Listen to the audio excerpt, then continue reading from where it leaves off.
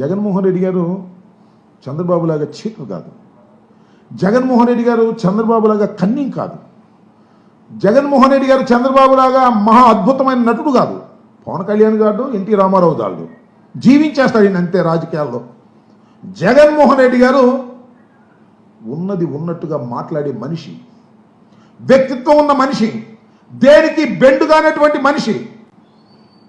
Cunning nature లేదు. ఉన్న మాట ఉన్నట్టుగా అంటాడు. ఎదుటివాడు బాధపడతాడేమో మాకు తెలియదు.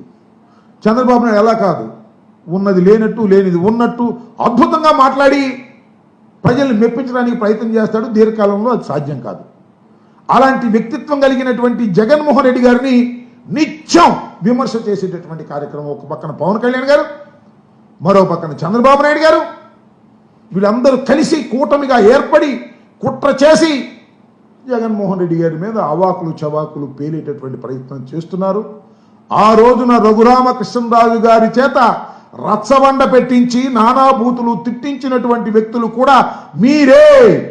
ఇవాళ సోషల్ మీడియాలో మమ్మల్ని దూషిస్తున్నారు అని గగ్గోలు పెట్టి సోషల్ మీడియా కార్యకర్తల్ని తీసుకువెళ్ళి చిత్రహింసలు చేసి కస్టోడియన్ టార్చర్ చేస్తూ ఒక కేసు తర్వాత ఒక కేసు, ఒక కేసు తర్వాత ఒక కేసు ఇలా ట్రాన్స్ఫర్లు చేసి వేధిస్తున్నారే.